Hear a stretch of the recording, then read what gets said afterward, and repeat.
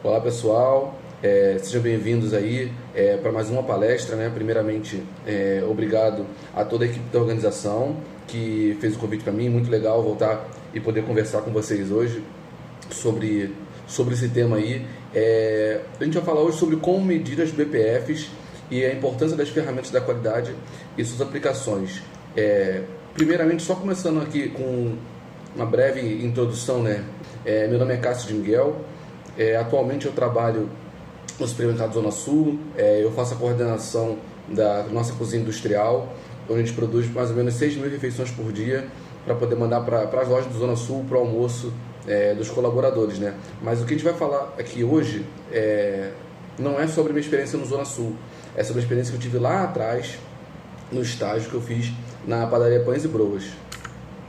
E hoje a gente vai falar sobre boas práticas de fabricação, e boas práticas de fabricação está dentro de qualidade, né? E qualidade às vezes é um termo muito genérico, é um termo muito abrangente quando a gente fala ali fora do ambiente corporativo, mas a gente vai usar a definição aqui, uma das definições de qualidade que existe, que é a que a gente vai usar hoje, é que a qualidade é um conjunto de atributos que se refere ao atendimento da necessidade do cliente e ao padrão de produtos e serviços. Ou seja, a qualidade vai estar sempre voltada a isso, a você gerar para o cliente uma experiência que atenda ou exceda as expectativas que ele tem para aquele serviço ou produto que ele está consumindo, né? E a gente vai usar aqui alguns pilares que eu peguei lá da família de normas de 9000, alguns pilares muito importantes para a qualidade, que são foco no cliente, liderança, envolvimento das pessoas, abordagem de processo, abordagem sistêmica, melhoria contínua e abordagem factual. Como a gente vai falar hoje de medição, alguns aspectos aí vão ficar muito mais evidentes enquanto a gente discutir nossas ferramentas que a gente vai usar aqui hoje. Abordagem factual, abordagem de processo, melhoria contínua, são coisas que são mais evidentes. Porém, tudo aí tá dentro do mesmo pacote, né? Você não consegue fazer abordagem de processo se você não tiver pessoas comprando a sua ideia. Não tem como uma andorinha sozinha fazer verão, né? Você precisa do comprometimento não só da alta diretoria, mas também da equipe operacional. Eles têm que acreditar na sua ideia para poder fazer valer todo esse esforço. E falando um pouco sobre o ambiente, né, onde eu estava inserido no meu estágio, foi a padaria Pães e Broas, que é uma padaria que estava no mercado na época, há 15 anos. A gente tinha lá em torno de 40 funcionários. E aí está escrito a missão da padaria. Você vê que na missão dela existe um pouco desse sentimento de qualidade, né? Ela fala sobre superar expectativas, construir um relacionamento consistente de confiança e parceria. E você só consegue construir esse relacionamento consistente quando você oferece para o cliente aquilo que ele está esperando. Ou mais, né? Mas pelo menos aquilo que ele está esperando. E no início do estágio, eu fiz algumas observações sobre o setor que a gente estava, né? Sempre que a gente vai começar um trabalho, a primeira coisa que a gente tem que fazer é ficar nessa posição de observador. E nessa posição de observador, eu consegui perceber que eles tinham mão de obra pouco qualificada, muita informalidade e escassez dos processos. Era tudo muito conversado de boca, era tudo muito combinado entre um turno e outro, não existia documento, não existia registro, e aí fica mais difícil de você controlar, né? Isso acaba gerando uma certa desorganização. Porém, essa mesma equipe também era muito insatisfeita e incomodada, o que é um cenário muito bom para a gente poder gerar melhoria, né? Uma equipe incomodada, uma equipe que não está vindo todo dia trabalhar e tanto faz, está bom, se está ruim, está sujo, mas é assim mesmo na minha casa, não importa. Eu peguei lá uma equipe muito incomodada e foi assim que foi o início do nosso trabalho. Pegar essa equipe muito incomodada, formalizar uma equipe de qualidade. A ideia era ter uma equipe multidisciplinar. Tinha eu no papel de estagiário, mas tinha pessoas da produção do horário da manhã, pessoas da produção do horário da tarde, pessoas que trabalhavam na frente de loja com venda no horário da manhã, no horário da tarde, uma pessoa que trabalhava com limpeza, uma pessoa que trabalhava na lanchonete, para que a gente dentro dessa equipe tivesse uma visão global da padaria e não começasse a discutir processos, discutir metodologias novas sem considerar todas as características particulares de cada setor. Entendeu? E a gente, com essa equipe, a gente fazia reuniões semanais, inicialmente, e treinamentos de BPF, para que todo mundo começasse a entender um pouquinho dessa noção do que era qualidade, que era algo novo, mas que era algo que agregar valor para o trabalho deles. E essas pessoas foram virando capitães do seu setor, ou seja, capitães da qualidade. Elas eram pessoas que, imbuídas do conhecimento, multiplicavam para o restante da equipe o que significava aquilo, de que maneira aplicar aquilo na prática.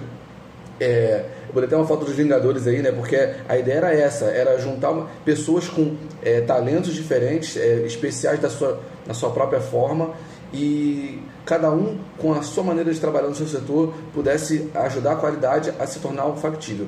E essa equipe também era a equipe que a gente utilizava para poder realizar as ações da qualidade. E a primeira ação que a gente realizou, você está vendo aí, esse treinamento de 5S BPF, foi escutar a demanda. Primeira ação que a gente realizou, pegar essas pessoas nos seus próprios setores e escutar o que tinha de deficiência, de demanda que elas tinham, que não era atendida. Não era atendida por N motivos, porque o setor administrativo não tinha um processo para poder escutar, para ter feedback com eles, porque alguém simplesmente tinha anotado em algum papel que tinha que comprar alguma coisa e caiu no esquecimento. E a gente tinha algumas situações aí muito simples de resolverem, mas que impactavam diariamente no trabalho deles.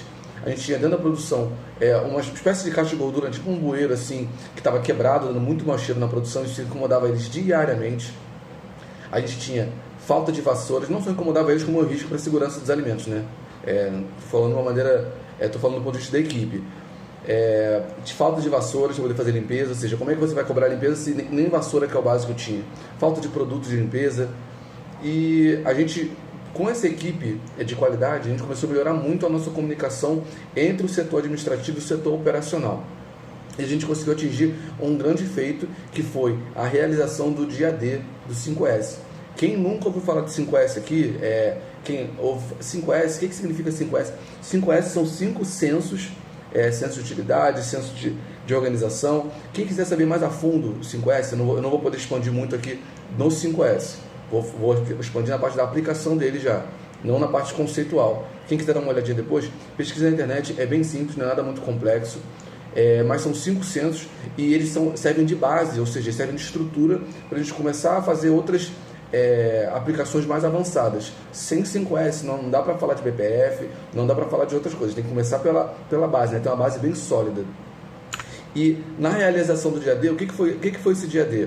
A gente realizou os 3 primeiros S's do 5S, que são S's mais operacionais. É o senso de utilidade, senso de organização e senso de limpeza.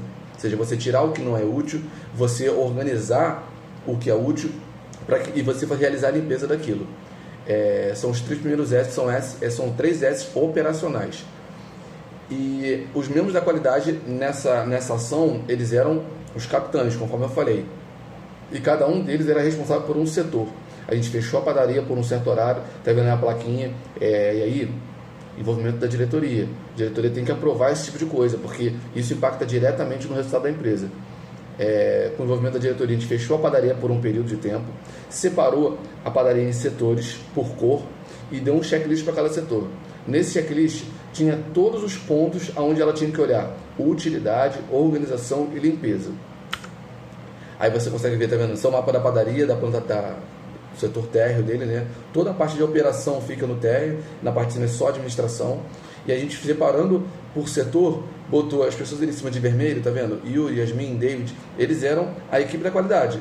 Destrinchamos um para cada setor e eles ficavam como capitães daquele setor, responsável por olhar o checklist, bater tudo que estava lá, ver se tudo tinha sido feito e anotar tudo que eles não conseguiram fazer. Aqui está um exemplo do que a gente contou na produção. Na produção a gente tinha esse armário, que é um armário para fermentar pão francês. E eles usavam esse armário com telas de pão francês para poder armazenar o utensílio. Daí diversos problemas surgiam. Por quê? Tela de pão francês tem muita fresta. E como isso aí ficava armazenando o utensílio, você não ficava trocando essas telas. Você só trocava os utensílios que estavam em cima.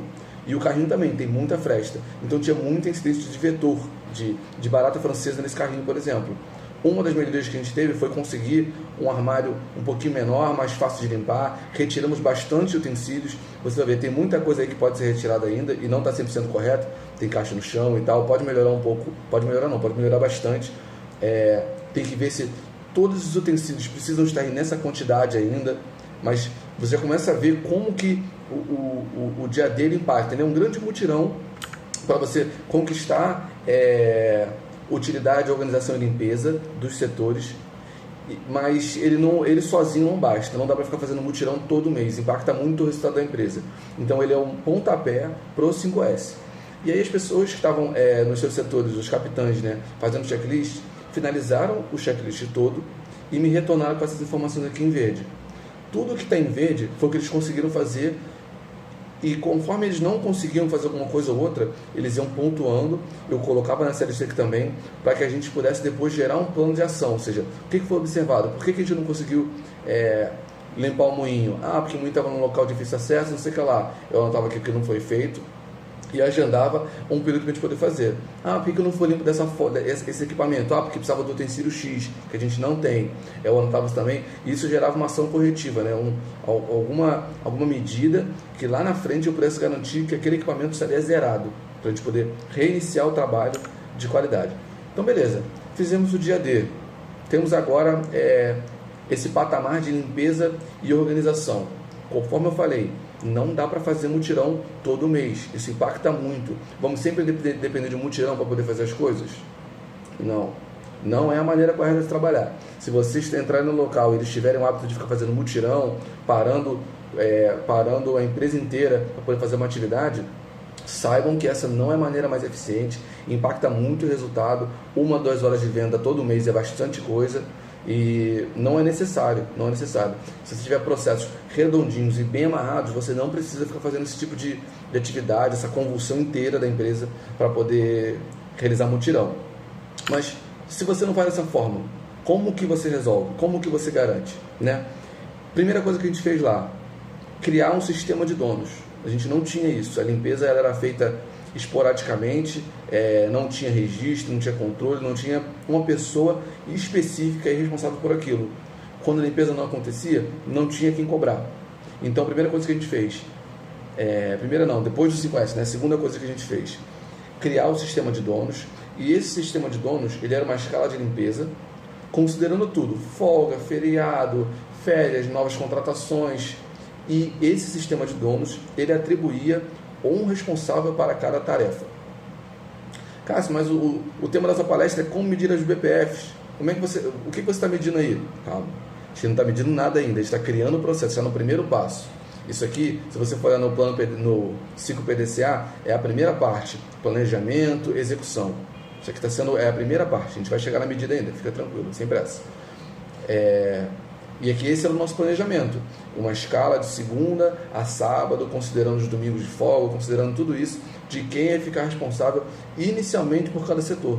Mas o sistema de donos ele também vai evoluir para virar um responsável por cada equipamento. Tá? E junto com o sistema de donos, a gente realizava auditoria. E o que era essa auditoria? A auditoria nada mais é do que você pegar um checklist e realizar ele em horário surpresa, sem horário definido, sem avisar para ninguém, e ver se a pessoa está conseguindo pontuar as questões que são prioritárias para você atingir a qualidade que você deseja.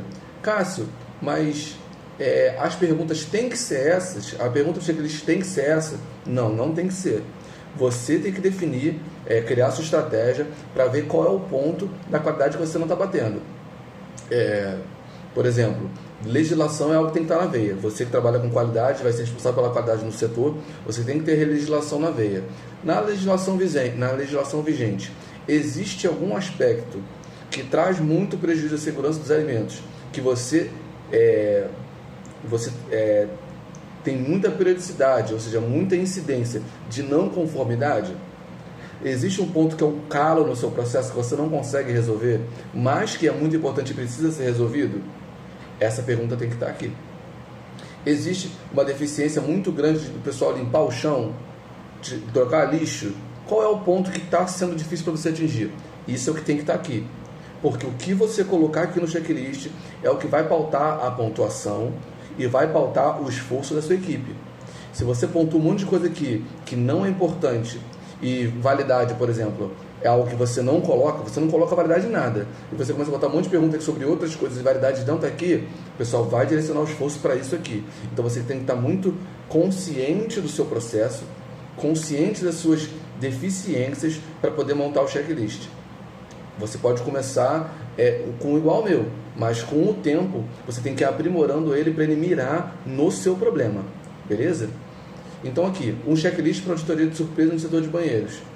Você vai pegar esse checklist, vai ir batendo. A pessoa faz isso? Sim ou não? Faz isso? Sim ou não? E isso vai gerando uma pontuação de acordo com os pesos que você der para cada pergunta.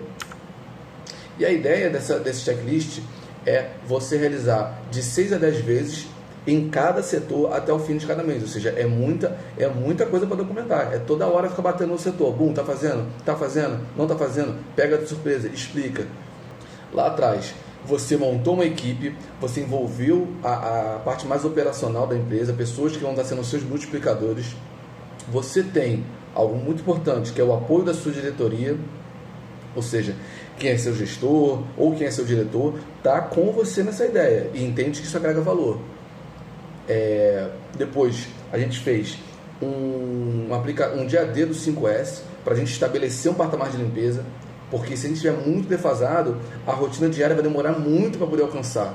Se a gente estiver muito atrás, muita incrustação, muita sujeira, muito problema com vetor, muita coisa que não está conforme, você pode botar a rotina, as suas rotinas de limpeza, mas para você chegar no resultado vai demorar muito. Então você tem que ser o juiz aí. Pô, vale a pena fazer um mutirão? A diretoria está comprando a ideia? Pô, não está comprando? Cara, vamos fazer rotina diária. E aí vamos bater mais, vamos fazer mais checklist, para poder ter mais resultado e mais dado para poder embasar as nossas decisões. Isso vai ser o seu julgamento. E aqui eu trouxe um exemplo de um resultado que a gente teve com uma auditoria. Então, e nesse gráfico aqui, a gente tem a distribuição da pontuação que cada setor atingiu no checklist ao longo de 30 avaliações. Tá vendo aí? Banheiro, escada, corredor, hall, lanchonete. Cada um deles foi tendo uma pontuação de acordo com a pergunta que eles estavam conforme. Estão conforme? Ganhou ponto. Não tá? Não ganha. E assim foi gerando uma pontuação para cada setor. Você vê no canto da direita embaixo, bem pequenininho, as médias. Eu vou abrir para vocês aqui. Olha os setores aqui, ó. Eu medi para vocês aqui média e desvio padrão, e mínimo e máximo também. Média e desvio padrão, quem não sabe calcular, é só jogar os dados no Excel, selecionar o intervalo que você quer, função média, função desvio padrão.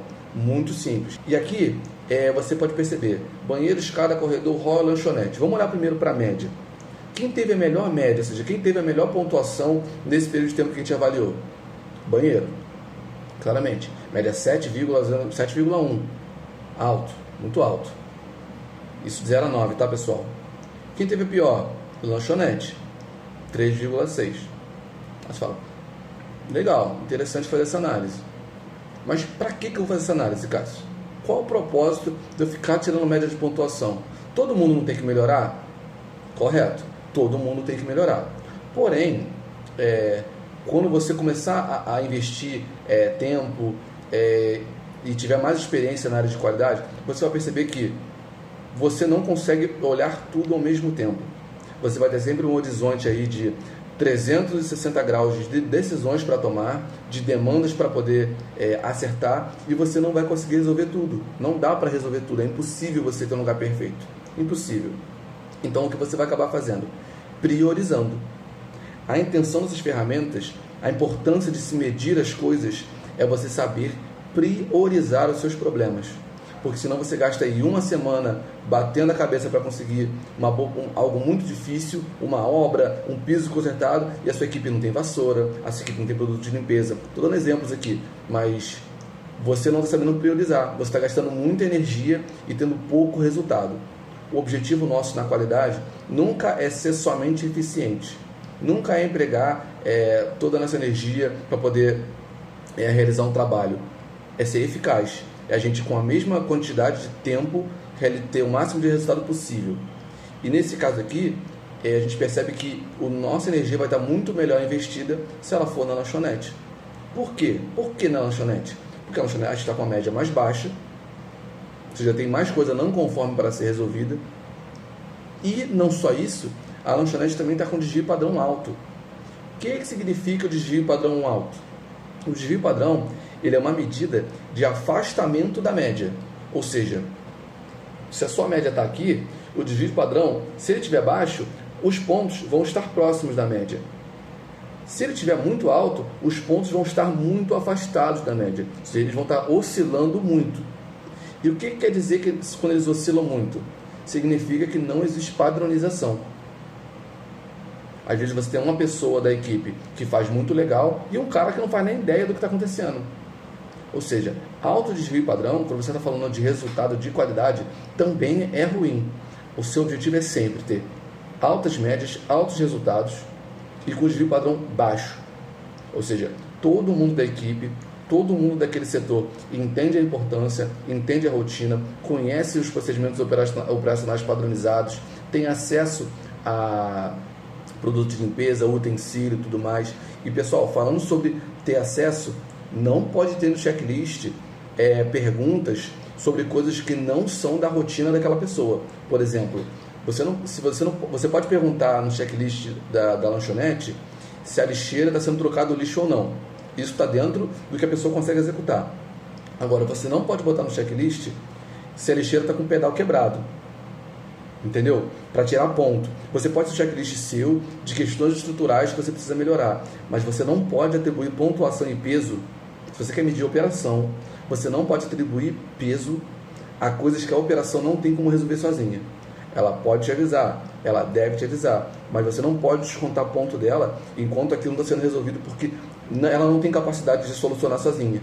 Entendeu? Você não pode tirar ponto se falta produto de limpeza, se falta utensílio, se falta lixeira. Isso não pode ser critério para você retirar a pontuação da operação, porque você vai acabar frustrando a pessoa que está tentando um resultado.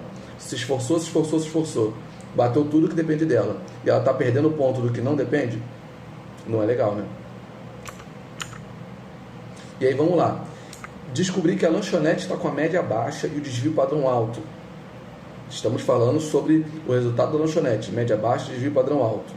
Como é que eu vou solucionar isso? Primeiro, o que no meu checklist lá atrás ela não está batendo? O que está gerando esse resultado para ela? Vamos dar uma olhada? Olha aqui. Se eu tirar a média de cada pergunta, olha a média de novo aí, ó, Excel puro. É legal investir nisso aí. Se a média desses caras está dando baixa na pergunta sobre a máquina de lavar louça sendo limpa todos os dias e o registro está sendo preenchido corretamente, você já começa a ter uma noção da onde vale investir energia. Vale a pena você parar para fazer um treinamento sobre limpeza de pia bancada, se essa é a primeira pergunta e o cara está tirando 0,8? Vale a pena você investir tempo nisso? Ou vale mais a pena você ensinar, fazer um treinamento de como lavar a máquina de lavar louças? Vale a pena você reformular o POP, que às vezes o POP da máquina de lavar louça não está atualizado. Então o cara está seguindo um papel na frente dele que está falando para ele fazer errado. Entendeu? E aqui, o registro está sendo preenchido corretamente? Vale a pena você treinar essa pessoa, mas também vale a pena você dar uma olhada lá no registro, análise do registro, ver quem está preenchendo. Às vezes é um colaborador ou dois que não sabem que aquilo existe, que aquele papel está ali, que quando limpa tem que preencher também. Então tá vendo que legal? E aí você consegue atuar na causa raiz do problema. A ideia é sempre essa, atuar na causa raiz do problema para você ter o máximo de resultado. Se você pegar essas duas questões e conseguir resolver, olha como o restante do comportamento está legal. 0,8, 0,7, 0,6, a nota desse cara vai subir muito. Você vai atuar em dois problemas, em um setor, e você vai levar ele quase para o mesmo patamar de qualidade que os demais. Legal, né? Entenderam? E aqui em cima eu pontuei um interessante. Ó. As lixeiras têm o lixo trocado todos os dias? 0,55. Aumentar peso? Por que eu anotei isso aí? Vamos supor que nessa lanchonete em particular, a lixeira ela só pode ficar numa certa posição que é próxima à área dos... virada para onde os clientes... uma passagem de clientes, por exemplo. E você já teve um histórico de uma visita da vigilância, que a vigilância chegou lá, a lixeira não estava com lixo trocado, não estava legal, e estava dando cheiro de lixo na área de venda. Então, a vigilância encontrou aquilo e multou você. Achou e falou, não quero nem saber. Bum, toma. Nem deu aviso. Multou. Isso bate direto no resultado da empresa. Multa. É valor, é custo. E aí, quando aconteceu isso, você falou, pô, chato, cara. Aconteceu. Mas deixa eu olhar essa rotina. Você começou a perceber que estava constantemente acontecendo a mesma coisa.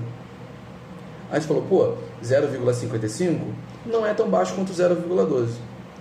Porém, entretanto, já tivemos uma situação muito chata com relação a isso, e isso impacta diretamente no nosso resultado.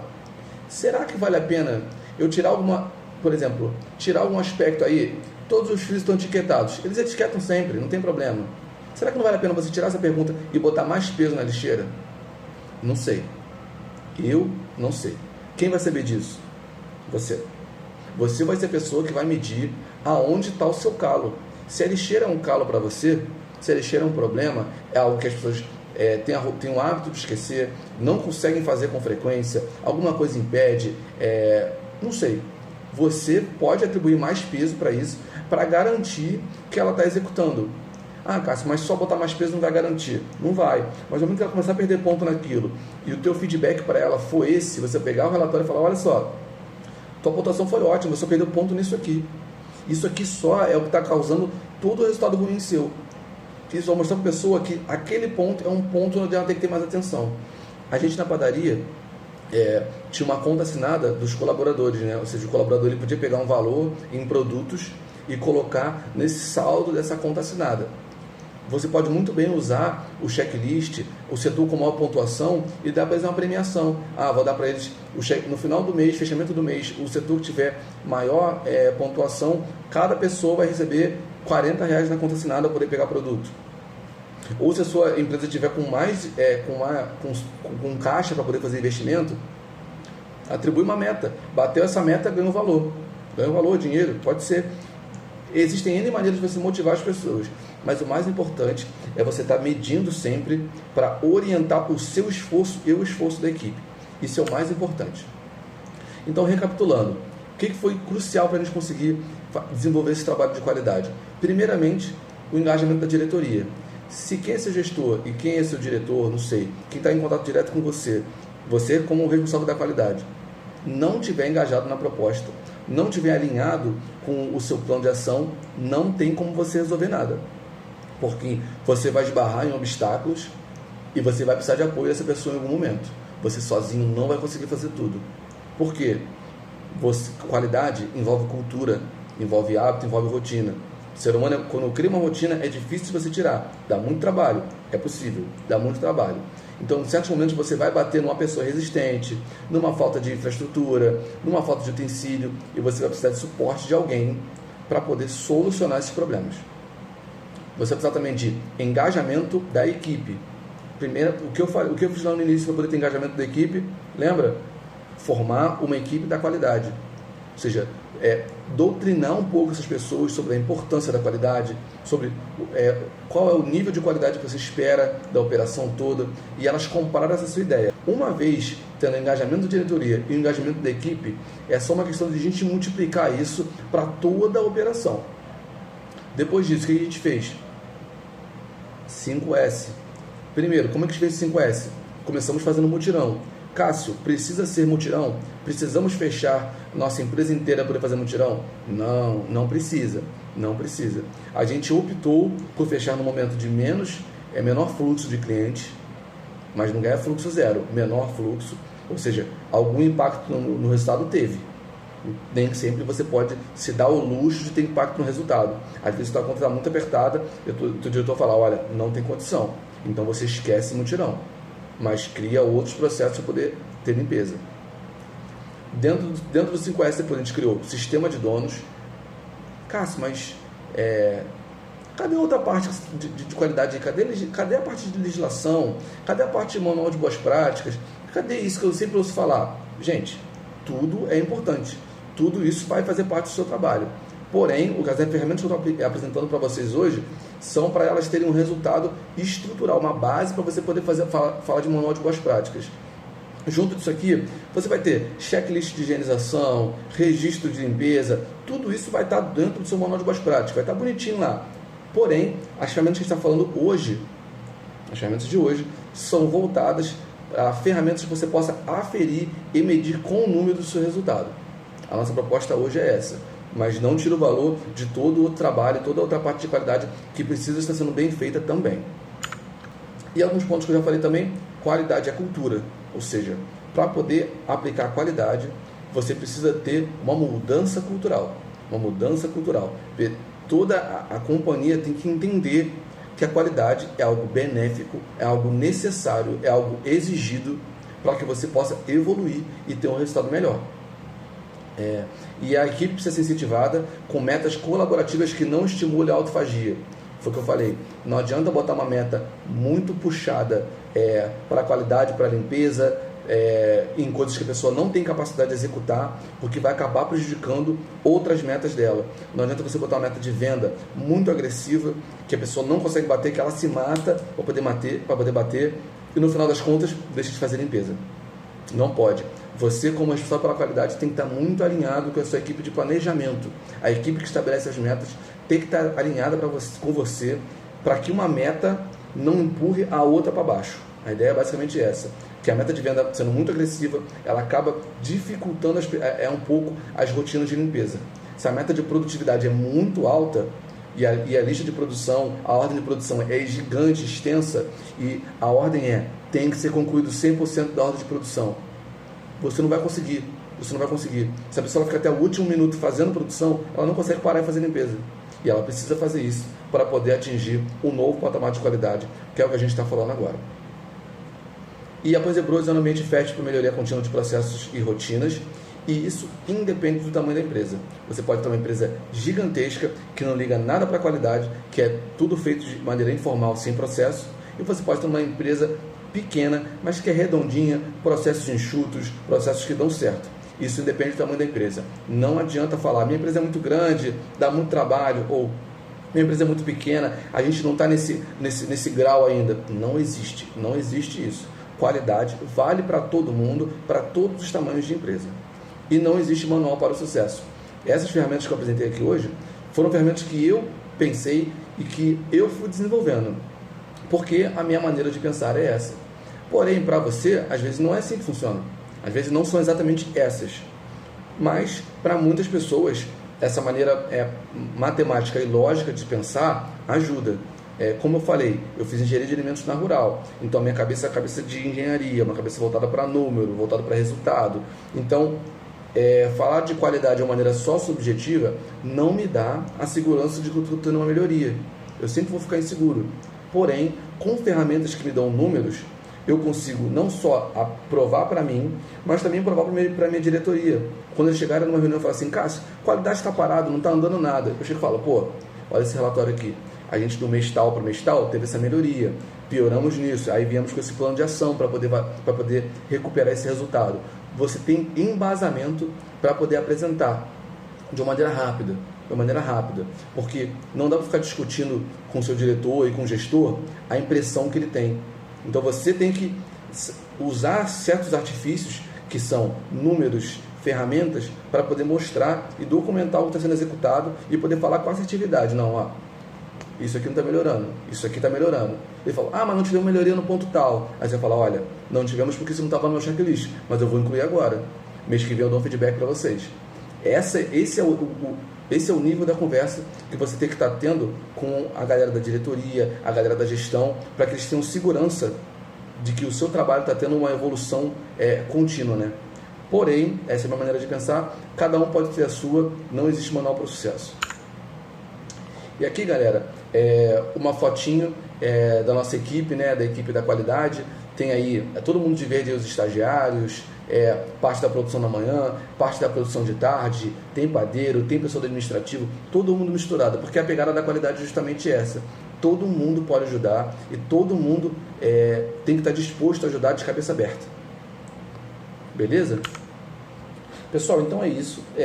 Espero que vocês tenham conseguido acompanhar essa, que às vezes eu falo um pouquinho rápido, mas espero que vocês tenham conseguido acompanhar, espero que essas ferramentas, essa ideia, essa maneira de pensar a qualidade tenha sido útil para vocês também. Eu vou deixar meu e-mail aí, quem quiser compartilhar alguma planilha, tirar alguma dúvida, caso esse processo como é que fazia, me manda um modelo, fala comigo que eu respondo sem problema nenhum, estou 100% disponível, me dá um toque lá. E agora a gente vai ter o nosso bate-papo, né?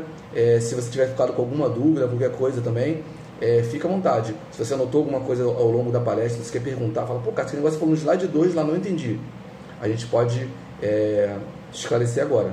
Beleza, pessoal? Mas é isso, muito obrigado aí pela chance de poder estar trocando essa ideia com vocês e até daqui a pouco.